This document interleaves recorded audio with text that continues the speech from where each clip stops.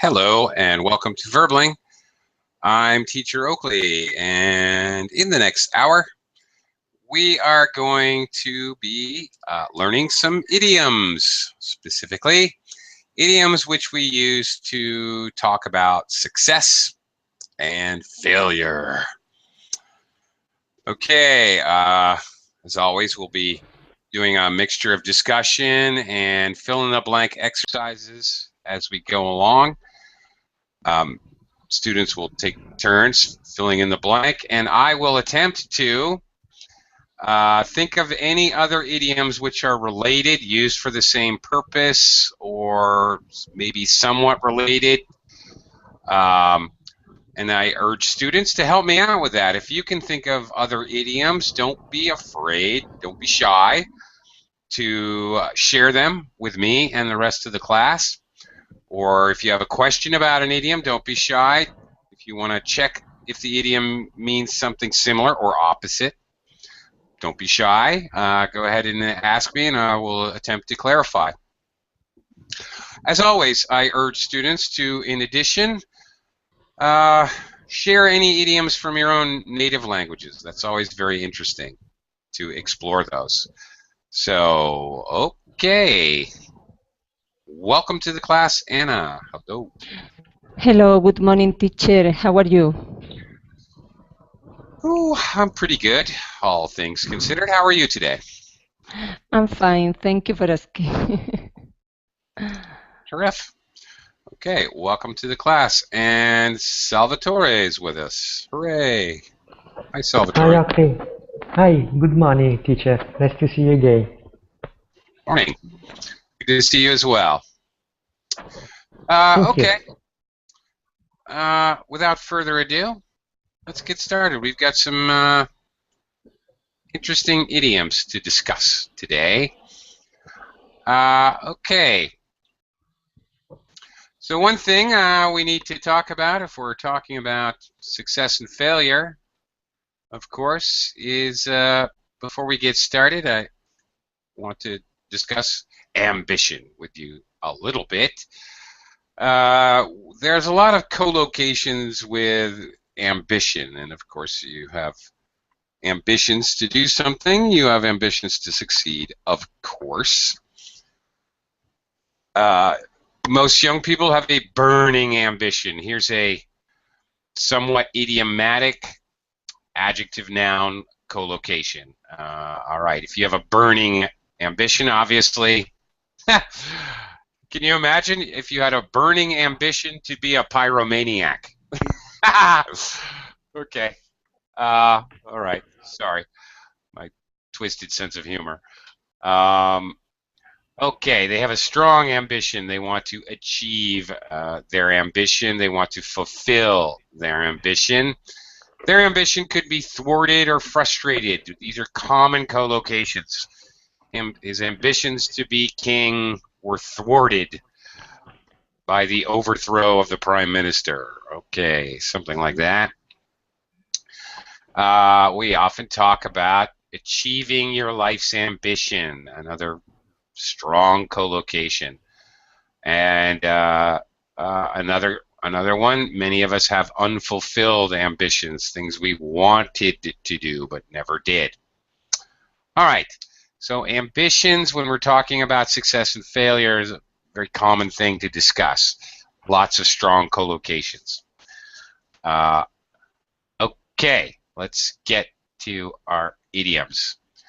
Okay, in this first exercise, we're going to fill in these dialogues. Our exercise is in the form of a dialogue, two people talking to each other, so that we can see how these idioms are used in a natural, conversational, practical way.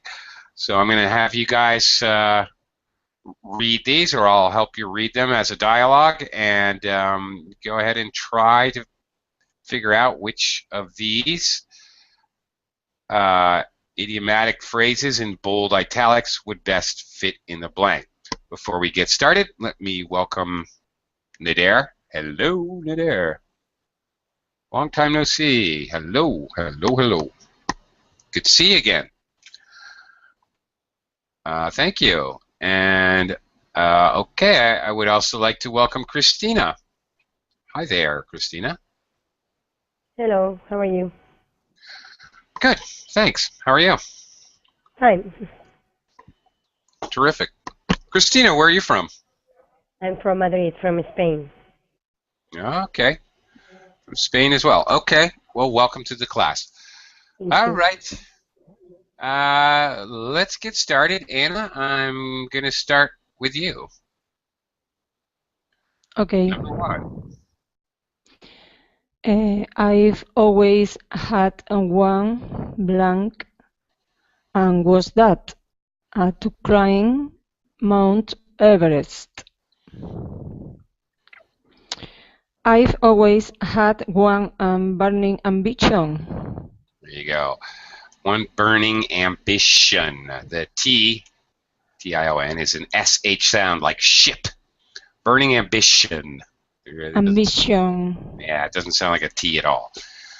Okay, one burning ambition to climb Mount Everest. Okay, Anna, have you ever had a burning ambition to climb Mount Everest? Sorry. Can you repeat, please? I asked you, have you ever had a burning ambition to climb Mount Everest? Yes, when I was younger, since I was 14, I was determined to be a civil servant until I got my dream. It was my dream come true. Okay, your dream come true. Okay, there you also talking about ambitions and successes. I achieved my dream. It was my dream come true. Expresses the idea that you fulfilled your ambition. Okay, I thought you were going to tell me that you climbed Mount Everest for a second. No. Fully prepared to be extremely impressed. Okay, Salvatore, what's the pay like in your company? Well, if you work hard and you're good at selling, mm, maybe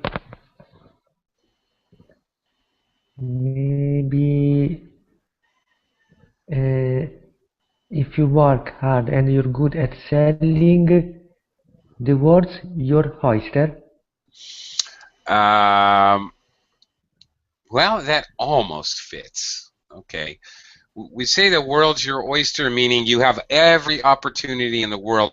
But that almost fits. In fact, that really kind of does fit. Okay. So I can't say that's totally wrong. There's absolutely limitless potential. The world's your oyster. You can do what you want. Okay. But here we have the idea that if you work hard and you're good at selling, and not just potential, but okay, I would choose the sky's the limit. Also, I would choose the sky's the limit because this is very frequently used in this situation, talking about monetary, fiscal opportunity, or to talk about professional opportunity. It's very common to say the sky's the limit. You're starting a business, you're selling some new product. How successful will we be? Okay. I'm selling a product that can turn the lights on and off in my house by only blinking my eyes. Well, I don't know. The sky's the limit. We could be billionaires. Who knows?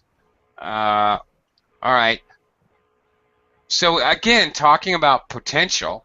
So it's very similar, Giovanni. I mean, not Salvatore. Sorry, wrong person. Somebody's not even here. So, okay. So it's a very similar idea, but the reason I would pick the sky's the limit because it's more often used when you're talking about business, actually, and professional money-making potential. Okay, so situationally, I would choose it, in other words. Quick hello and welcome to Carmen. Hello, Carmen. Good morning, Oakley. How are you? Long time no see. Indeed. How have you been? Everything is okay. So what about you? Terrific. Okay, terrific Great. here too. Great to hear. Okay. Nice to have you in class again, Carmen. Good to see you. Thank Okay. you. We're doing idioms. I know you like idioms, so I'll come around to you again in just a moment. Nadar, this one's for you. He used to sleep on the floor of a friend's flat, and now he owns a chain of hotels. You might reply, that's what I call. What do you think? Nadar, are you there? That's what I call thinking. No, that's not an option.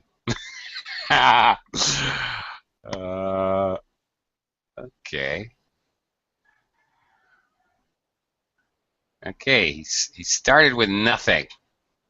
Now he's an enormous success.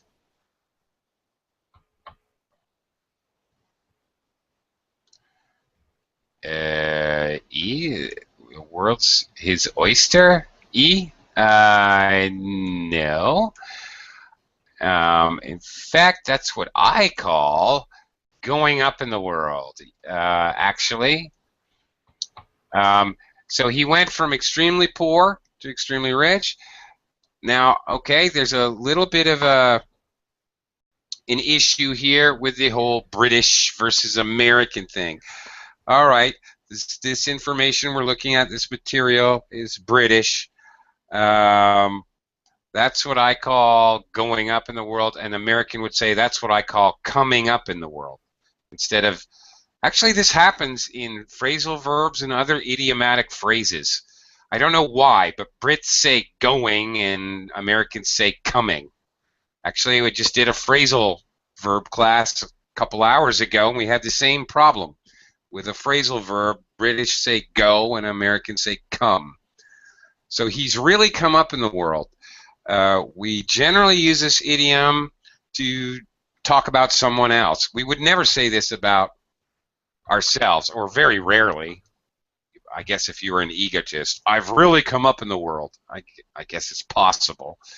But generally we're describing somebody else, describing an individual.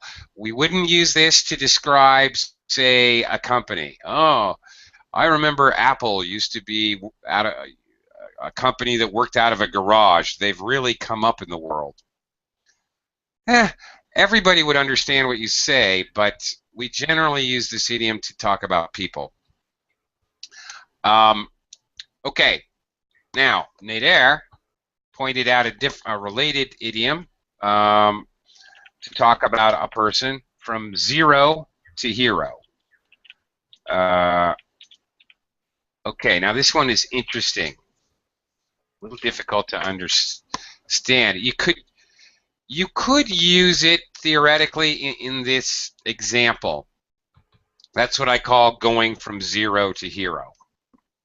Yeah, maybe, but of course we use hero to talk about somebody who's greatly admired by others. The fact that he owns a chain of hotels wouldn't necessarily make him particularly admirable. For some people, maybe it would. But if you go from zero to hero, often the idea is you're hero, you're admired by a lot of people. So I don't know, something like okay, he was sleeping on the street and then a fire broke out in the building he was sleeping next to, and he went into the house and he saved 3 children. He went from zero to hero overnight. Suddenly he was on talk shows. He was in the newspapers. People wanted to interview him, and he was very famous and admired. I mean, that's very specific. That's really literally hero, but more in line with something like that. Would you use that expression? Okie doke. Moving on. Christina, number 4. Barbara's only young, but I think she's going to do well here. Okay, so you're right. She's definitely one of the uh,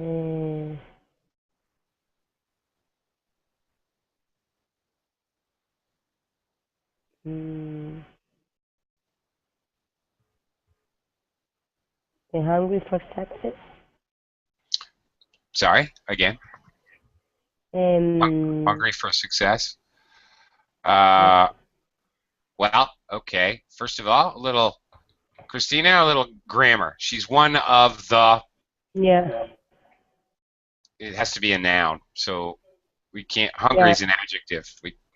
That doesn't work after an article. Yeah. It's definitely one of the. Here's another. Grammar clue.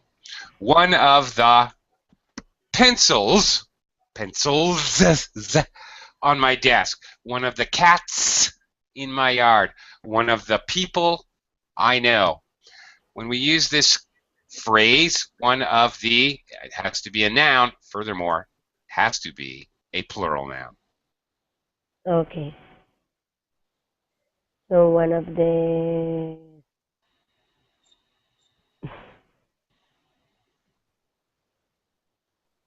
I can't find a noun here. Rising star? There you go. Stars. 1 star, 3 stars, plural. Okay. When you use one of the, it has to be a plural. Okay. Okay. Because it means one of a collection of many. So you have to use a plural noun. So yeah, there you go. All right. She's one of the rising stars. It's a little strange, frankly, this example. Okay. She's going to do well. It's a little bit odd because if she's a rising star, the understanding, the underlying idea is that she has potential to do much better, but she's already started out well. It's a little weird. She's going to do well instead of she is doing well. If you're a rising star, that means you've already started your progression towards success in whatever area, whatever academics, your professional career, whatever it is. If you're a rising star, I don't really like this particular example, frankly, because, all right, she should have already started, not she's going to do well implies that she hasn't started yet. So that's not quite right in my opinion. Okay, Carmen, hey Carmen, you play football, don't you? Okay, if you say so. Has your team won anything this season? No, but next year will be better. We've got some. I don't have the faintest idea. Give me some clues, please. Sure. We've got some blank young players. Aha. So some is a demonstrative, and then we have an adjective, noun. This has got to be an adjective phrase. High flyer. High flyer. Flyer is actually a noun. Flying. Yeah, but high. It would have to be high-flying young players, which may be possible, frankly. Has you could we got some. We've got some. What we got?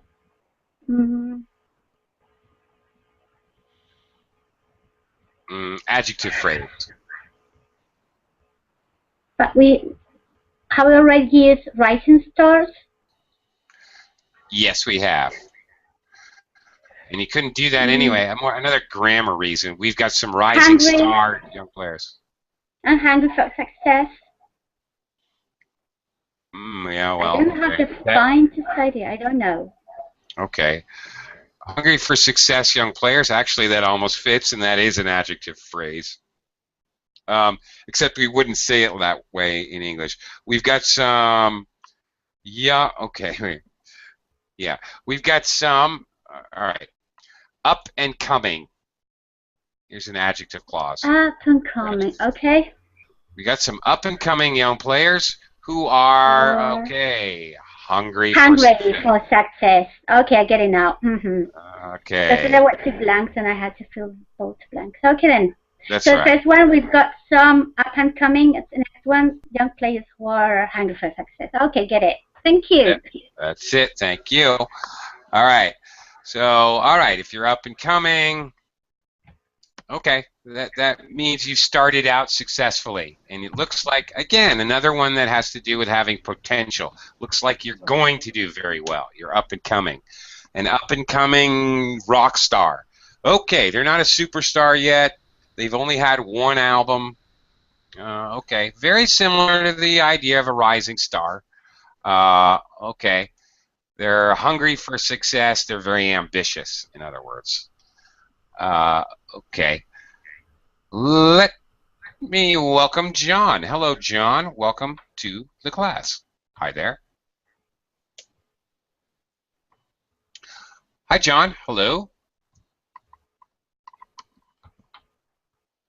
John, I'm sorry to say I cannot hear your microphone right now.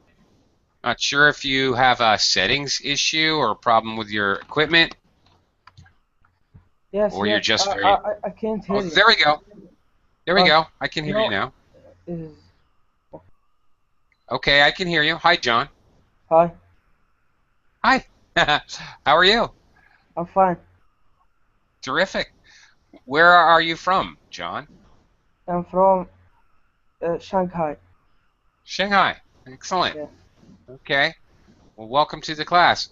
John, I'm going to throw you right in. I'm going to throw you to the wolves, John. I'm going to throw you in the deep end. Okay. I'm going to have you try this first one.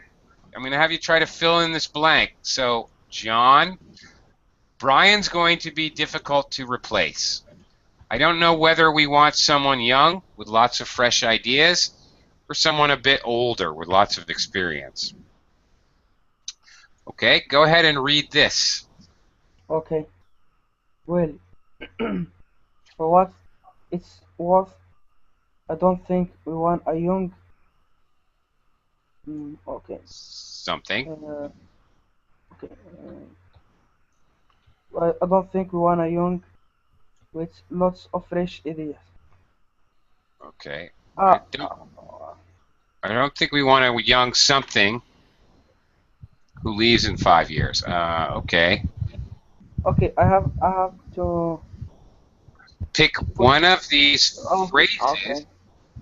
A, B, C, D, E, F, G, that will fit in the blank here. Okay. Okay. Can show me the option another time?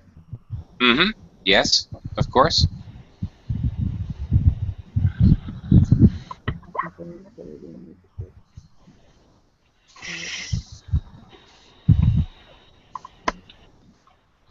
Okay. All right. Okay, I think I have an option. What do you think it is?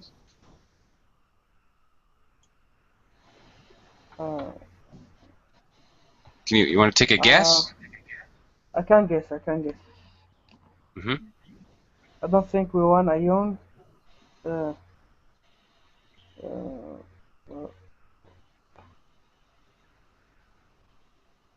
Let me do the 7, the number 7. I will give the number 6 to another person. Okay. All right. I know you won't, because you already took enough Yeah. time. So I will do number 6. I don't think we want a young. Okay, the clue is a young. Here he says someone young with lots of fresh ideas. All right. Yes. So that's the key clue. I don't think we want a young high flyer. Flyer.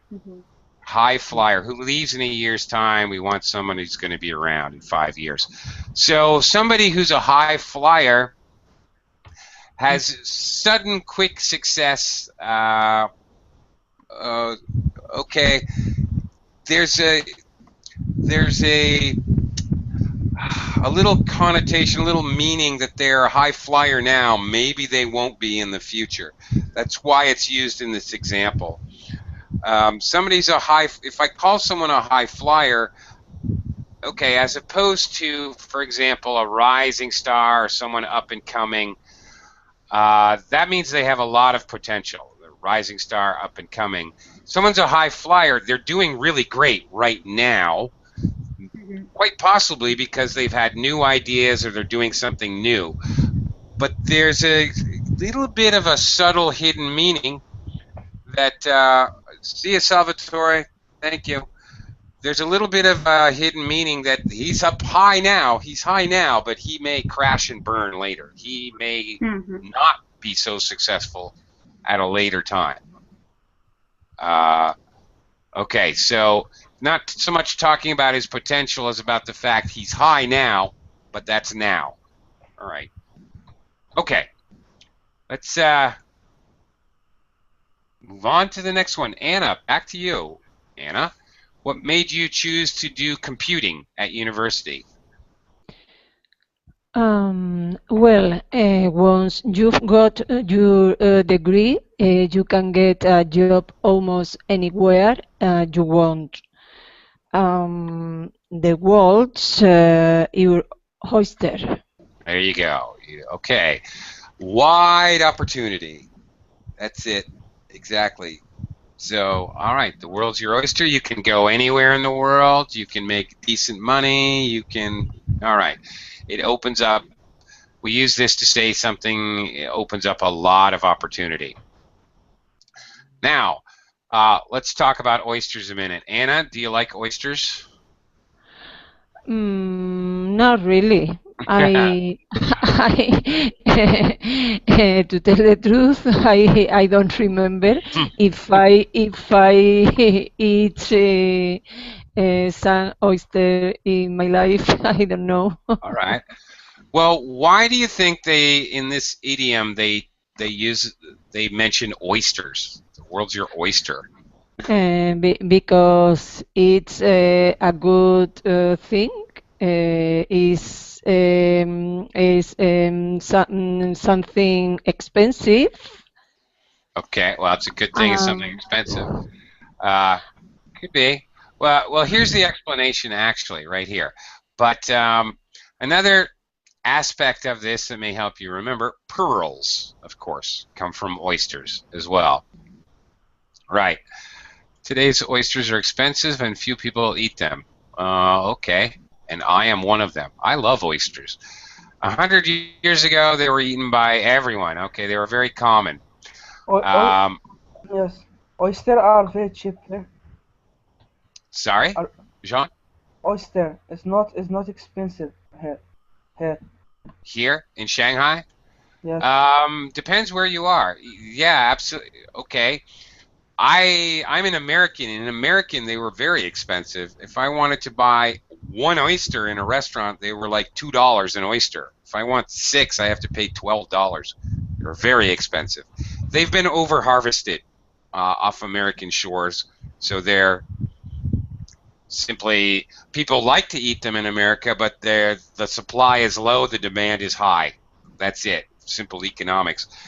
Where I live in the John, I'm an American, but I live in the Philippines, and in the Philippines, nobody eats oysters, so they're dirt cheap. They're really cheap. They're ridiculously cheap here. So I love it. It's great. I can buy fresh oysters, and they're insanely cheap, just pennies an oyster, because nobody eats them here. No demand. Yeah. Yeah. Yeah, so it's great. Anyway, okay. Here's where this the world is my oyster comes from a Shakespeare play. I don't remember which one. The world's mine oyster, which I with sword will open. Okay, it's my horrible Shakespearean accent. In other words, he's going to conquer the world.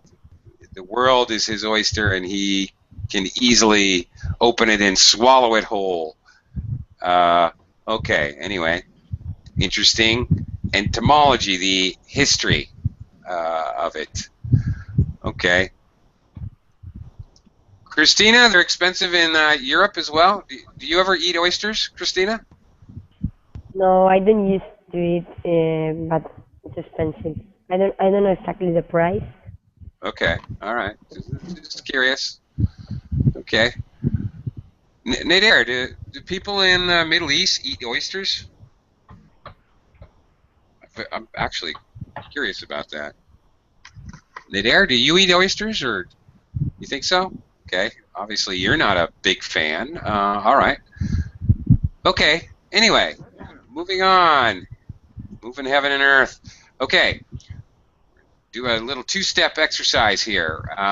First of all, we're going to see how many of these common expressions you guys may know, or see if you can guess them by simply filling in the blanks here with the verbs here in bold italics. Note that there are two that use pull as the verb and two that use set as the verb.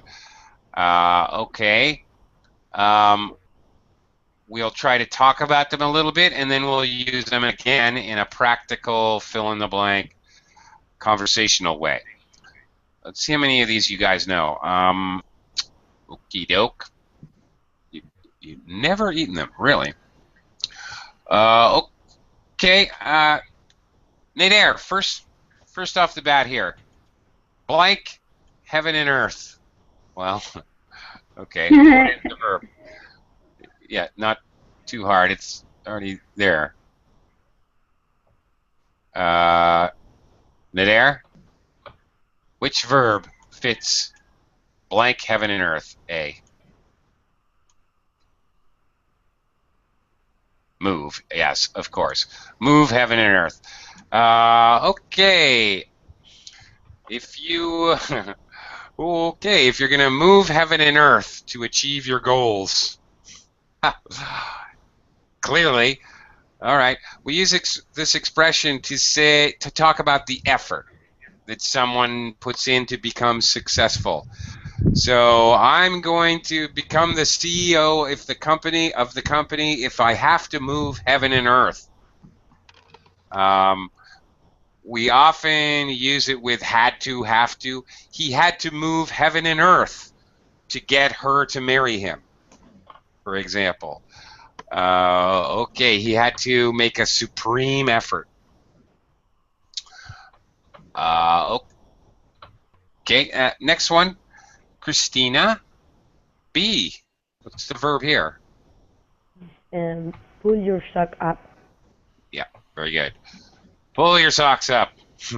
What does it mean if I tell you to pull your socks up, Christina? I think it's when you have to make an effort to improve something. That's exactly it.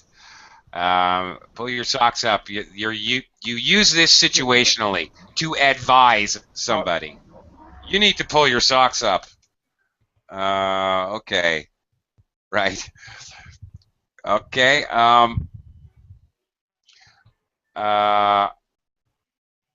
Okay. Nader, you're talking about move heaven and earth and come hell or high water.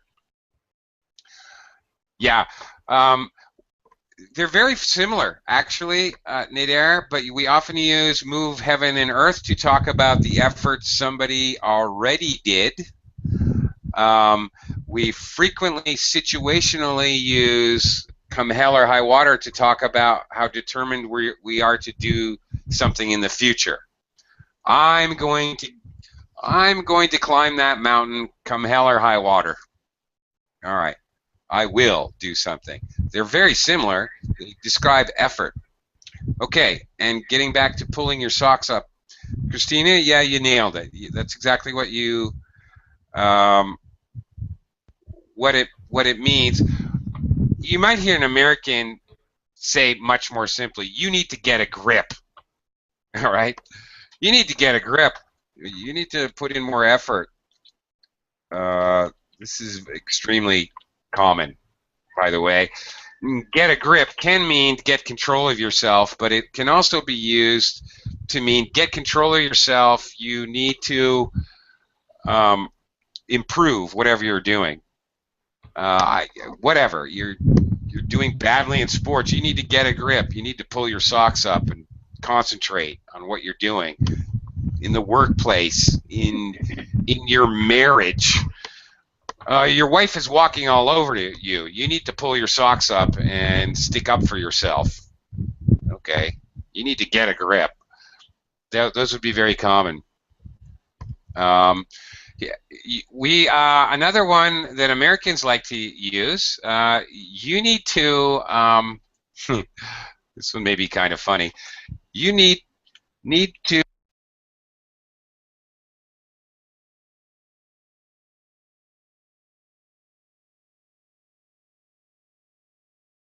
Your big boy pants. You need to get serious. Okay? Put on your big boy pants and get the job done. Stop making excuses. All right. Very good. I like that one, actually. Okay, moving on. Carmen, how about C?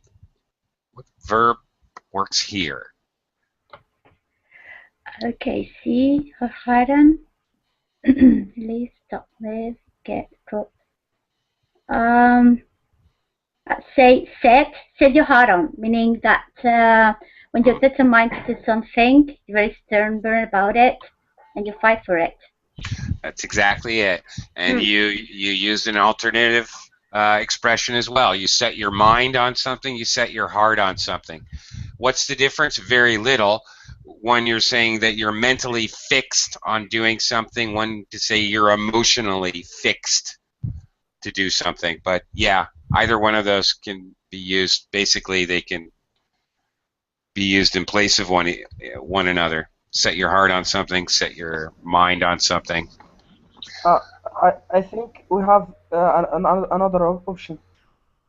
What's that? Two options. I think get her a heart on, get a love, and stop her heart, like kill him. I don't think so. I'm not sure about that one, John. If it is, that's a new one for me. Not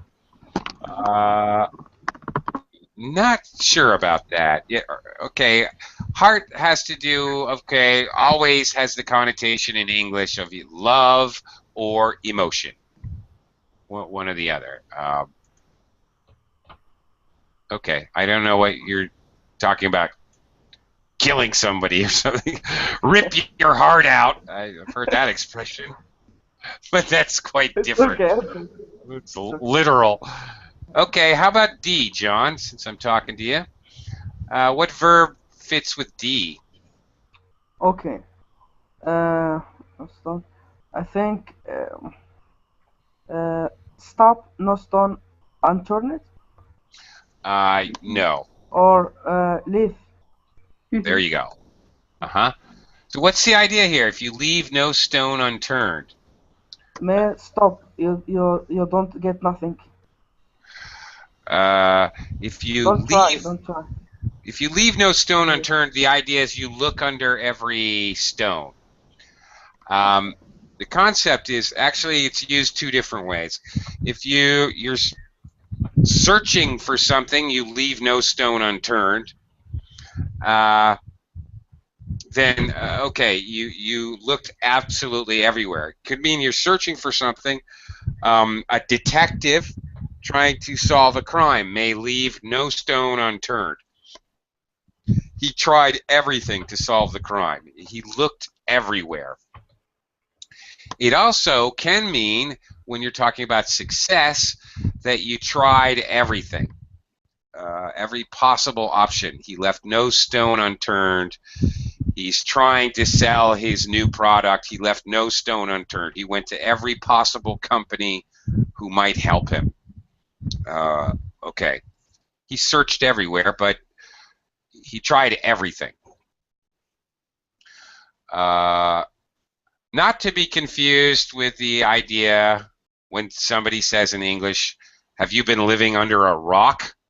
That means something quite different. If someone asks if you've been under a rock, John, do you know what that means? If I ask you, have you been living under a rock? I think it's mean you were. I didn't see you. I didn't saw you. You are hiding from people like that. Well, if I ask you if you've been living under a rock, it means like, for example, okay, if I mention President Obama today announced, and you say, who's President Obama? Who's Obama? Okay. I might ask you, John, have you been living under a I have rock? no information like that. Yeah, right. Okay. You're far out of the, you know, what anybody who pays attention to any kind of news would know, would recognize the name Obama. So, all right. Okay, not to be confused with that idiom, which is also fun to use. Okay, moving on, back to Anna. Anna? Yes. E, what do you think? Set your sights on something. Okay, and what's the meaning there? Maybe to decide when you decide to achieve something, you put your mind in this subject. Okay, to put it more simply, you make a goal. That's it. You have a goal. All right. Okay. All right. Your sights, by the way, you have sights on a gun, on a rifle. You look down your sights, you point the sights at the target, at the bullseye, you squeeze the trigger, and hopefully you hit the target. Your sights are actually part of a weapon that helps you aim it. So you set your sights. All right. You aim. Okay. Next one. Midair, something out all the stops. Ah. All right. We're going to pull out all the stops on this one. Okay. All right. Similar expression that goes with it. No holds barred. Okay. No holds barred.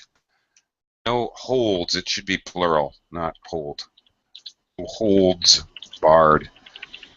Okay. All right. If you're pulling out all the stops, both of these and no holds barred are both used in similar ways. You pull out all the stops. Okay. All efforts. Okay. There's nothing you're not going to try. You're not going to cautiously do anything. Save nothing. All out.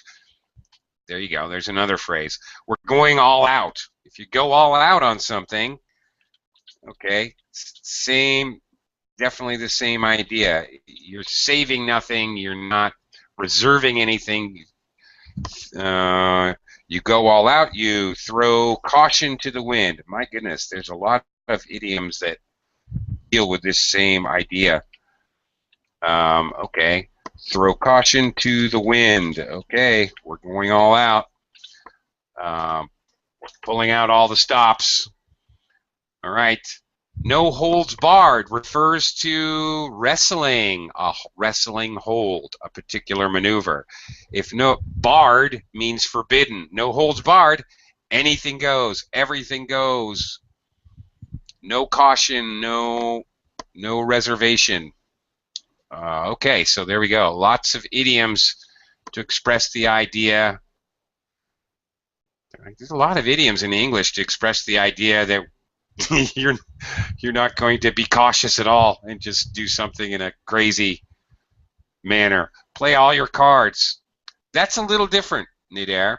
If you play all your cards, actually that can be a little bit negative. He's played all his cards, he's out of options. So unfortunately, he went all in. To go all in, okay, is to similar to what you're saying. If you go all in, which is definitely related, that means you bet everything. In poker, when you go all in, that's it. You lose, you've lost everything, you could go home now. And if you've played all your cards, that means you have nothing, no other option left. Okay, so which that could be very much be a result of pulling out all the stops. So that would be more like the result of that action. Okay, more desperation idioms. Here comes another one. Christina, how about G?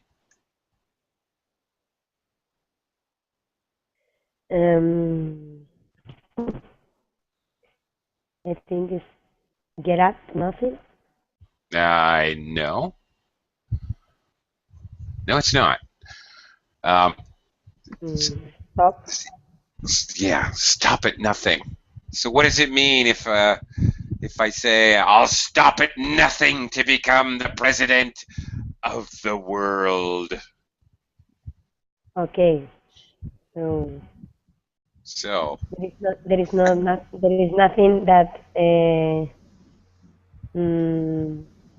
that's right. your way. There is nothing in your way to be president. No, that's not what it means. It means I'll eat live babies.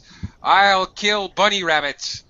I'll jump I will off do everything I to will be do president. anything. It doesn't matter. I don't care. There is absolutely nothing immoral, objectionable, or otherwise I will not do. I have no moral compass whatsoever. I will do anything. I'll stop at nothing.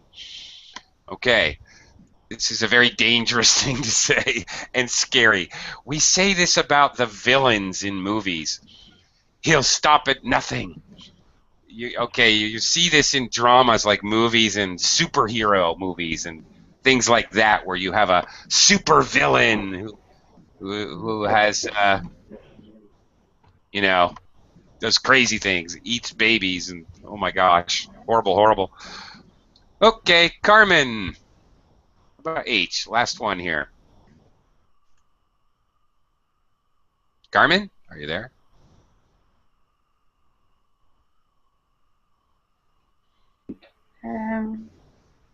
Blank. Left behind. Have you already used get left behind? That's the only one that I know. That's the only one that I know, and that's the only one we haven't used, and that's the only one that fits. So, okay. Good job. All right. Get left behind. The idea is everyone else moves forward and you're left. That's it. You're going to keep up with them. All right. Probably because of lack of effort. If I get left behind, it's because I didn't work hard enough. Right. Okay. We're going to use these same expressions here in some of these sentences. So, John, over to you. Can you read sentence number 1 and then pick one of the expressions we just looked at for the blank? Okay. Look, our customer needs the parts in Jakarta by Wednesday this week.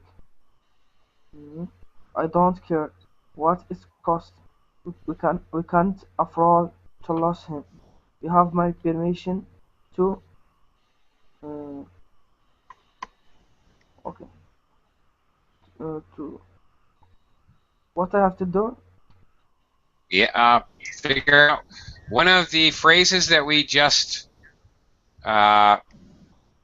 figured out with a proper verb. Which phrase fits? Actually, there's at least 2 that will fit. Okay. I have to uh, uh, stop at nothing. Could fit. All right, that's one of the two I was thinking of. You have my permission to stop at nothing to get these parts out there. But again, I have to say, stop at nothing is really dramatic and drastic. You You know, have to sit your socks up.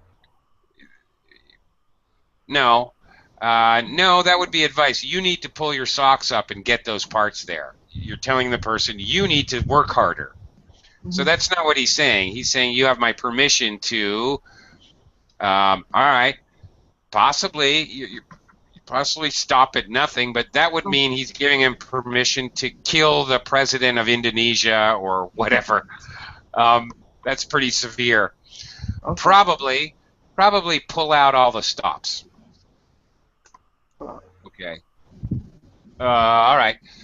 Yeah, all right. It would be more likely. You have my permission to pull out all the stops. So anything, whatever, are normal. Do whatever you have to do. But of course, this isn't really extreme. Pull out all the stops. Okay. You have to spend extra money. You have to pay extra shipping costs. You have to have somebody work overtime at the company. Whatever. That's what we're saying here. Do whatever it takes. Of course, that doesn't include mayhem and murder. Okay. Anna, how about number 2? Yes. Number 2. The police said that they were confident of finding the escaped prisoners and would leave not stone unturned until every one of them was back under lock and key. Okay. Yep. That's it. They would leave no stone unturned. I think in my examples earlier, I said we often use this one talking about police, detective. Okay. They often use this idiom very commonly. What does it mean under lock and key? Another idiom, actually. Yes, under lock and key, for example, and they go into prison, for example. Yeah, not for example, for exactly. Yeah. That's what it means. Okay. Very good. Thank you. Nader, next one. If you don't update your computer skills now, you'll what?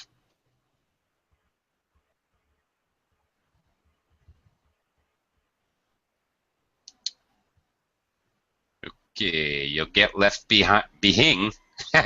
Behind. Yeah, of course. You'll get left behind. Today's technology, okay, all of us, pretty much have to continuously stay updated with our technological skills and know-how.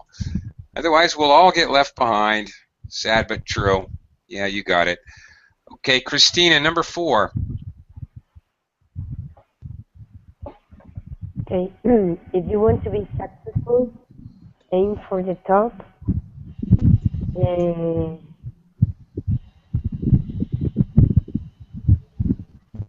Set your sight on the gold medal. There you go. Set your sights on a gold medal. Aim for a gold medal. That's it. Your sights you use to aim. Okay, very good, Christina. Please, sorry. Can you use the other one, the hat on? Set your heart on. Oh yeah, yes you could. Set your heart on. But of course, the emphasis there is on emotion, and we often use it not in a general way. You should set your sights on a gold medal is a general advice. We often use it to describe she had her heart set on a gold medal, and when she won the bronze, she was actually crushed. So situational use there. Yes, either could be used, but we tend to use one more for advice in the future. You should set your sights on this. And no emotional things then. Yeah, a little bit more of an emotional context there. That's right. I get it. All right. And Carmen, number 5. Why don't you try this one? Can you scroll down a little bit because I cannot see it. Beep, beep. Can you see it now? No, it's still number 4 for me. No, that's it. Jack is ruthless. He stopped Angie in the back and reported Jill for being late. He's determined to become area manager. He'll This is he fun. will he'll stop at it was something like stop at nothing or something like that. That's it. He'll He'll stop stop at nothing. nothing until he gets the job. That's right. He'll kill, murder, cheat, lie, steal. Cool guy. Ruthless. Yeah. Okay. Right. Carmen, little pronunciation. Determined. Min, not mine. Determined. Okay, sorry. Yeah. Determined. Determined. That's it. Sorry. Thank you. Yeah. No problem. John, how about number 6? Okay. My sister doesn't want to go to university. She is give me the options. Okay. She's something becoming a top actress. There we go.